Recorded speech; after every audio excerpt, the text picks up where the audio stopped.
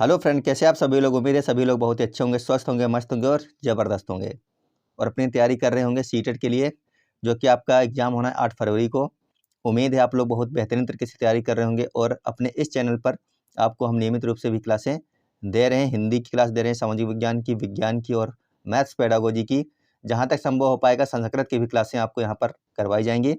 फिलहाल आज की जो अपनी क्लास वो हिंदी की क्लास रहने वाली, जिसमें हम लोग करने वाले हैं 30 क्वेश्चन और ये 30 क्वेश्चन आपके पेपर फर्स्ट और सेकंड दोनों के लिए उपयोगी रहने वाले हैं। शेयर कीजिए अपने उन सभी साथियों के पास में जिनको सीटेट का एग्जाम इस बार देना है। तो आपके सामने है क्वेश्चन नंबर 1, इसको पढ़िए और इसका आंसर कीजिए। इसका आंसर क्या हो जाएगा। क्वेश्चन नंबर 1 है, एक शिक्षक कक्षा में बच्चों को स्वतंत्र रूप से बोलने के अवसर देता है, भले ही उनके वाक्यों में व्याकरणिक त्रुटियां हों। यह दृष्टिकोण किस सिद्धांत पर आधारित है। कहने का मतलब है कि एक शिक्षक है जो कि हिंदी का शिक्षक होगा, क्योंकि हिंदी की ही हम लोग क्लास कर रहे हैं। वो अपने क्लास में जब जाता है तो बच्चों को स्वतंत्र रूप से बोलने की अनुमति देता है कि जिसको जो बोलना है वो बोल सकता है, भले ही बच्चे बोलने में कुछ त्रुटियां करते हैं।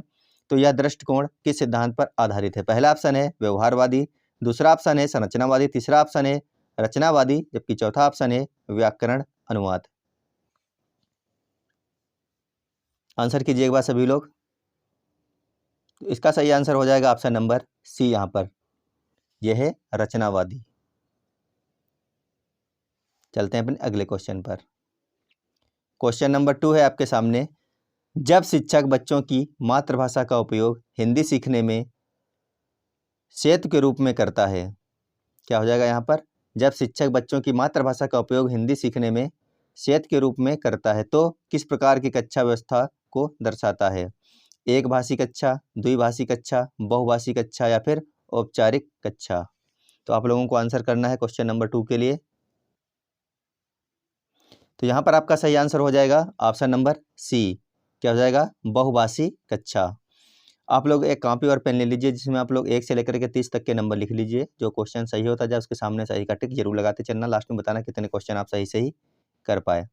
यहाँ पर तीसरा क्वेश्चन है, भाषा शिक्षण में यदि शिक्षक पहले अर्थ ग्रहण पर ध्यान देता है और बाद में शुद्धता पर, तो वह किस शिक्षण सिद्धांत का पालन कर रहा है। पहला ऑप्शन है व्याकरण केंद्रित, दूसरा ऑप्शन है संप्रेषणात्मक, जबकि तीसरा ऑप्शन है परीक्षा केंद्रित, जबकि चौथा ऑप्शन है अनुशासनात्मक। तो क्वेश्चन नंबर 3 के लिए ऑप्शन नंबर बी यहाँ पर आपका बिल्कुल सही हो जाएगा। संप्रेषणात्मक यहाँ पर हो जाएगा। क्या हो जाएगा, संप्रेषणात्मक। अगला क्वेश्चन है क्वेश्चन नंबर 4, इसको पढ़िए और इसका आंसर कीजिए क्या हो जाएगा। क्वेश्चन लिखा है, बच्चों द्वारा बार बार की जाने वाली भाषाई त्रुटियां इस बात का संकेत होती हैं कि बच्चा भाषा सीखने की किस अवस्था में है। पहला ऑप्शन दिया गया है असफलता, दूसरा ऑप्शन है अधिगम प्रक्रिया, तीसरा ऑप्शन है स्मृति दोष, जबकि चौथा ऑप्शन है लापरवाही। तो आंसर आपको करना है कि बच्चों द्वारा बार बार की जाने वाली जो भाषाई त्रुटियां, गलतियां होती हैं, वो किस बात का संकेत होती हैं। इसका सही आंसर हो जाएगा आपका अधिगम प्रक्रिया, यानी ऑप्शन नंबर बी हम कह सकते हैं बिल्कुल सही यहाँ पर हो जाएगा। क्वेश्चन नंबर 5 है आपका, यदि कोई छात्र पाठ पढ़ने के बाद उसके भाव को अपने शब्दों में व्यक्त कर सकता है तो यह पठन के किस स्तर को दर्शाता है। मान लीजिए किसी छात्र ने कोई पाठ पढ़ा, उसके बाद में उसके भाव को वो अपने शब्दों में व्यक्त कर सकता है, तो यह पठन के कौन से स्तर को दर्शा रहा है, आपसे ये पूछा गया है यहाँ पर। पहला है यांत्रिक, दूसरा है मौखिक, तीसरा है अर्थग्रहण, चौथा ऑप्शन है तीव्र। तो फटाफट आप लोग आंसर कर दीजिए क्वेश्चन नंबर 5 के लिए।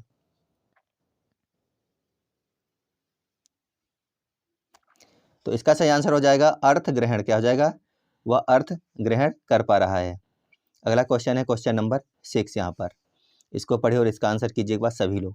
क्वेश्चन लिखा है, वाइगोत्स्की के अनुसार भाषा विकास में सबसे महत्वपूर्ण भूमिका उस तत्व की होती है जो बच्चे की सोच को दिशा देता है, वह तत्व है। तो आपको बताना है कि वाइगोत्स्की के अनुसार भाषा विकास में सबसे महत्वपूर्ण भूमिका किस तत्व की होती है। पहला ऑप्शन है शिक्षक की होती है, दूसरा ऑप्शन है पाठ्य पुस्तक की होती है, तीसरा ऑप्शन है सामाजिक संपर्क की, जबकि चौथा ऑप्शन है परीक्षा की। तो क्वेश्चन नंबर 6 के लिए आप लोगों को आंसर करना है, इसमें क्या सही हो जाएगा। तो वाइगोत्स्की के अनुसार अगर हम बात करें तो आपका ऑप्शन नंबर सी यहाँ पर सही हो जाएगा। क्या होगा, सामाजिक संपर्क आपका यहाँ पर रहने वाला है। चलते हैं अगले क्वेश्चन पर। अगला क्वेश्चन है क्वेश्चन नंबर 7 यहाँ पर, इसको पढ़िए और इसका आंसर कीजिए क्या रहने वाला है। क्वेश्चन लिखा है, कविता शिक्षण के माध्यम से यदि शिक्षक भावनात्मक व कल्पनाशील विकास पर बल देता है तो उसका मुख्य उद्देश्य क्या है? मनोरंजन, व्याकरण, संपूर्ण भाषा विकास या फिर परीक्षा तैयारी। बहुत ही अच्छा क्वेश्चन है। कविता शिक्षण के माध्यम से यदि शिक्षक भावनात्मक व कल्पनाशील विकास पर बल देता है तो उसका मुख्य उद्देश्य क्या हो जाएगा, ये पूछा गया है आपसे। तो इसका सही आंसर अगर आप लोग संपूर्ण भाषा विकास कर रहे हैं तो बिल्कुल सही हो जाएगा आपका ऑप्शन नंबर सी यहाँ पर। अगला क्वेश्चन है question number 8। Whole language approach का विरोध मुख्य रूप से किस प्रक्रिया से किया जाता है? फटाफट सभी लोग आंसर करेंगे इस क्वेश्चन का। बताइए इनमें से कौन सा ऑप्शन सही रहने वाला है। पहला ऑप्शन है अर्थ पर बल, दूसरा ऑप्शन है अनुभव आधारित अधिगम, जबकि तीसरा ऑप्शन है अक्षर ध्वनि को अलग अलग सिखाना, जबकि चौथा ऑप्शन है संप्रेषण। तो इस क्वेश्चन का सही आंसर हो जाएगा अक्षर ध्वनि को अलग अलग सिखाना, यानी ऑप्शन नंबर सी यहाँ पर आपका सही हो जाएगा। चलते हैं अपने अगले क्वेश्चन पर। क्वेश्चन है, जब बच्चा सुनी हुई भाषा को समझकर उपयुक्त प्रतिक्रिया देता है तो वह किस भाषाई कौशल के विकास को दर्शाता है? बहुत ही इंपॉर्टेंट क्वेश्चन है सारे के सारे।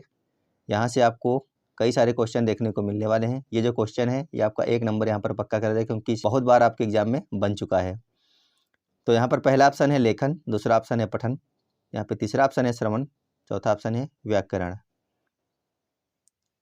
तो इसका जो सही आंसर रहने वाला है वो हो जाएगा श्रवण। क्या हो जाएगा? श्रवण यहाँ पर सही हो जाएगा। अगला क्वेश्चन है, यदि शिक्षक संवाद के दौरान बच्चे को उत्तर विस्तार देने के लिए प्रेरित करता है तो वह किस कौशल को सुदृढ़ कर रहा है? पहला ऑप्शन है पठन को, दूसरा है लेखन को, तीसरा है मौखिक अभिव्यक्ति को, चौथा ऑप्शन है व्याकरण को। संवाद के दौरान बच्चे को उत्तर विस्तार देने के लिए प्रेरित करता है तो इसका सही आंसर हो जाएगा मौखिक अभिव्यक्ति। क्या हो जाएगा? मौखिक अभिव्यक्ति। अगला क्वेश्चन है, यह मान्यता कि बच्चा भाषा नियमों के अभ्यास से सीखता है किस सिद्धांत से संबंधित है? रचनावाद, जन्मजात सिद्धांत, व्यवहारवाद या फिर संप्रेषणात्मक?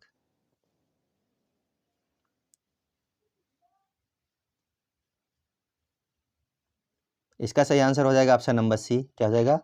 व्यवहारवाद। अगला क्वेश्चन है क्वेश्चन नंबर 12। क्वेश्चन है, नाम चामस्की के अनुसार भाषा सीखने की जन्मजात क्षमता को क्या कहा जाता है? फटाफट आंसर कीजिए आप लोग, बहुत ही आसान क्वेश्चन है। चामस्की के अनुसार भाषा सीखने की जन्मजात प्रक्रिया यानी कि क्षमता को क्या कहा जाता है? भाषिक दक्षता, भाषा अर्जन उपकरण या फिर संप्रेषण योग्यता या फिर भाषा अनुशासन?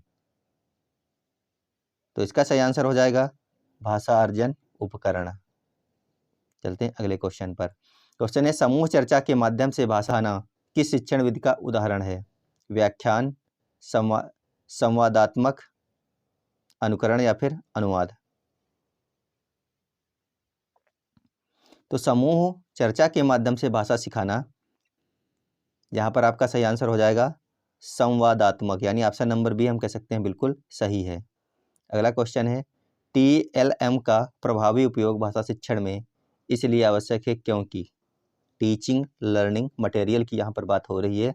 का प्रभावी उपयोग भाषा शिक्षण में इसलिए आवश्यक है क्योंकि समय बचता है, सीखना स्थायी व रोचक होता है, अनुशासन बना रहता है, पाठ जल्दी पूरा होता है।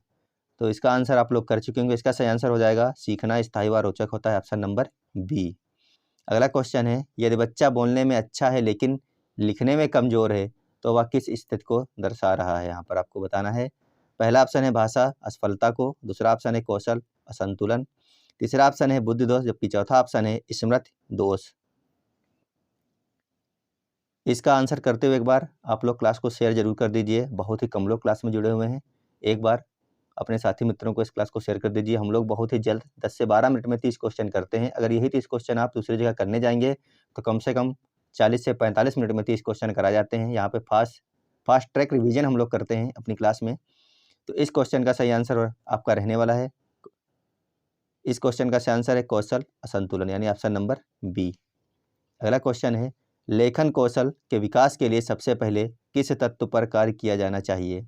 अगर आपको लेखन कौशल का विकास करना है तो इनमें से किस तत्व के ऊपर सबसे पहले आपको कार्य करना पड़ेगा? निबंध के ऊपर, व्याकरण पर, शब्द भंडार पर या फिर विचार स्पष्टता पर? इसका सही आंसर हो जाएगा विचार स्पष्टता। आपके विचार स्पष्ट होने चाहिए। अगला क्वेश्चन है, स्थानीय परिवेश से उदाहरण देकर भाषा सिखाना किस सिद्धांत को मजबूत करता है? पहला ऑप्शन है अमूर्तता, जबकि दूसरा ऑप्शन है संदर्भ आधारित अधिगम, तीसरा ऑप्शन है अनुशासन, चौथा ऑप्शन है रटंत। तो क्वेश्चन नंबर 17 के लिए आप लोगों को आंसर करना है। बहुत ही अच्छा क्वेश्चन है, एग्जाम में आया हुआ क्वेश्चन है। संदर्भ आधारित अधिगम यानी ऑप्शन नंबर 20 क्वेश्चन का बिल्कुल सही हो जाएगा। अगला क्वेश्चन है, यदि शिक्षक बच्चों की गलतियों पर दंड नहीं देता तो यह किस प्रकार का वातावरण दर्शा रहा है? भयमुक्त, अनुशासनहीन, निष्क्रिय, अव्यवस्थित। मान लीजिए कोई बच्चा जो है वो गलती कर रहा है पर उसको दंड नहीं दिया जा रहा शिक्षक के द्वारा, तो किस प्रकार का वातावरण यहाँ पर दर्शाया जा रहा है? तो इसका सही आंसर आपको करना है। काफ़ी अच्छा क्वेश्चन है। तो इसका सही आंसर हो जाएगा भयमुक्त, क्योंकि जब हम छात्र को मारेंगे नहीं गलती करने पर, उसको समझाएंगे कि अगली बार ऐसा आपको नहीं करना है, तो उसके अंदर भय व्याप्त नहीं होगा। इसीलिए कैसा वातावरण है? भय मुक्त। अगला क्वेश्चन है क्वेश्चन नंबर 19।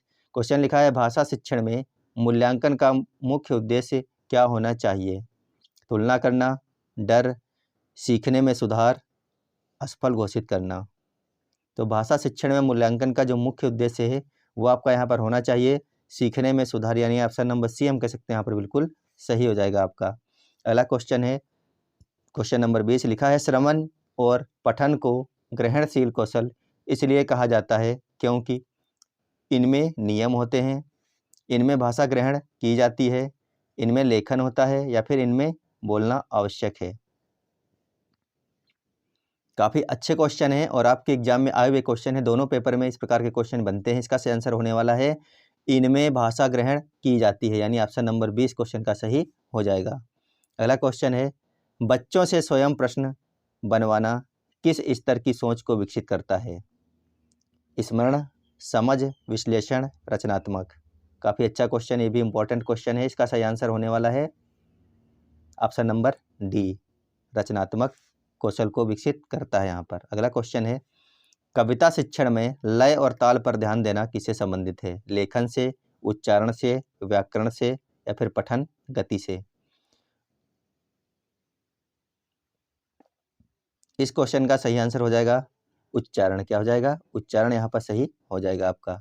अगला क्वेश्चन है, भाषा कक्षा में खेल गतिविधियाँ उपयोगी होती हैं क्योंकि वे समय नष्ट करती हैं, रुचि व सहभागिता बढ़ाती हैं, शोर कराती हैं, पाठ धीमा कराती हैं। तो भाषा कक्षा में खेल जो गतिविधि होती हैं वो इसलिए होती हैं कि जब कोई बच्चा खेल खेलेगा किसी के साथ में तो उसका मतलब कि सहभागिता बढ़ेगी एक दूसरे के साथ में और रुचि बढ़ेगी। तो इसीलिए इसका ऑप्शन नंबर बी यहाँ पर आपका बिल्कुल सही हो जाएगा। अगला क्वेश्चन है क्वेश्चन नंबर 24। इसको पढ़िए और इसका आंसर कीजिए क्या सही हो जाएगा। क्वेश्चन है, पाठ को अपने अनुभव से जोड़कर समझना किस प्रकार की सीख है? मान लीजिए आपने कोई पाठ पढ़ा और उस पाठ से संबंधित आपका कोई अगर अनुभव रह चुका है तो उससे जोड़कर समझना किस प्रकार की सीख यहाँ पर कही जाएगी? यांत्रिक है, अर्थपूर्ण है, अस्थायी है या फिर स्मरणात्मक है?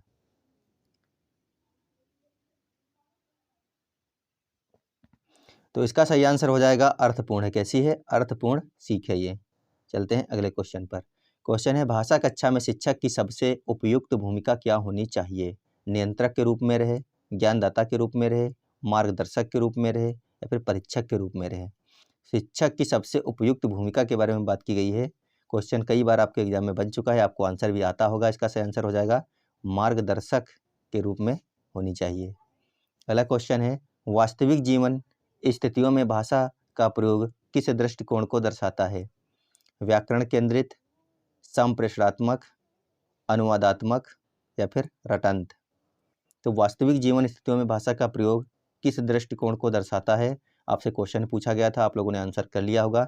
इसका सही आंसर हो जाएगा संप्रेषणात्मक। चलते हैं अगले क्वेश्चन पर। क्वेश्चन है, लेखन में संशोधन का अवसर देना किस गुण को सबसे अधिक बढ़ाता है? गति को, शुद्धता को, रचनात्मकता को या फिर स्मरण को? मान लीजिए आपने कुछ लिखा है, उसमें संशोधन का अवसर आपको टीचर दे रहा है, तो आपके अंदर इनमें से कौन सा गुण सबसे अधिक बढ़ता है? अपने ऊपर आप लेकर के देख सकते हैं। इसमें बढ़ेगी रचनात्मकता, यानी ऑप्शन नंबर सी सही हो जाएगा। अगला क्वेश्चन है, बच्चों की भाषाई पृष्ठभूमि को ध्यान में रखकर पढ़ाना किस प्रकार का शिक्षण है। बच्चा किस पृष्ठभूमि का है, वहाँ पर लोकल लैंग्वेज क्या बोली जाती है, इसको ध्यान में रखकर पढ़ाना किस प्रकार का शिक्षण कहलाएगा। समावेशी, औपचारिक, कठोर, एकपक्षीय। इस प्रकार के क्वेश्चनों की भरमार मिलती है आपके एग्जाम में और यहीं से क्वेश्चन भी आपको डायरेक्ट देखने को मिलने वाले। इसका सही आंसर हो जाएगा आपका ऑप्शन नंबर ए। वो क्लास क्या कहलाएगी, समावेशी प्रकार की क्लास कहलाएगी। अगला क्वेश्चन है, भाषा अधिगम और भाषा अधिग्रहण में मूल अंतर क्या है। उम्र का, स्थान का, या फिर स्वाभाविक बनाम औपचारिक प्रक्रिया, या फिर शिक्षक। अधिगम और अधिग्रहण का आपको अंतर बताना है। यहाँ पर काफ़ी अच्छा क्वेश्चन है, तो यहाँ पर आपका सही आंसर हो जाएगा स्वाभाविक बनाम औपचारिक प्रक्रिया। अगला और अंतिम क्वेश्चन है, भयमुक्त वातावरण में बच्चों को बोलने का अवसर देना किस लक्ष्य की पूर्ति करता है। फटाफट आंसर कीजिए एक बार सभी लोग। भयमुक्त वातावरण में बच्चों को बोलने का अवसर प्रदान करना या फिर देना किस लक्ष्य की पूर्ति करता है। परीक्षा की, संप्रेषण की, अनुशासन की, या फिर रटने की। तो यहाँ पर आपका सही आंसर हो जाएगा संप्रेषण। क्या हो जाएगा, संप्रेषण हो जाएगा। आप लोग फटाफट आंसर कीजिए। आप लोग 30 में से कितने सही कर पाए, क्या आप 25 कर पाए, 26 कर पाए, कितने कर पाए, आप लोग आंसर करके जाइएगा। क्लास आपको कैसे लगी, क्लास अच्छी लगी तो वीडियो को जरूर अपने साथी मित्रों के पास में शेयर कीजिएगा, क्योंकि बहुत ही कम समय में हम लोग 30 क्वेश्चन करते हैं। यहाँ से आपका फास्ट ट्रैक रिवीजन होता है और साथ साथ में आपको नए क्वेश्चन भी सीखने को मिलते हैं। यहाँ पर आपको सामाजिक विज्ञान, हिंदी, विज्ञान हो गई और आपका मैथ्स पेडागोजी, जितनी भी इंपॉर्टेंट क्लासें हैं सभी क्लासें इसी प्रकार से फास्ट ट्रैक रिवीजन करवाया जाएगा। तो लगातार क्लास में जुड़े रहिएगा। इस चैनल को सब्सक्राइब जरूर कर लीजिएगा अगर आपको अगली क्लास पानी है तो। मिलेंगे आपको अगली और एक बेहतरीन क्लास के साथ में। जब तक के लिए धन्यवाद, बाय बाय।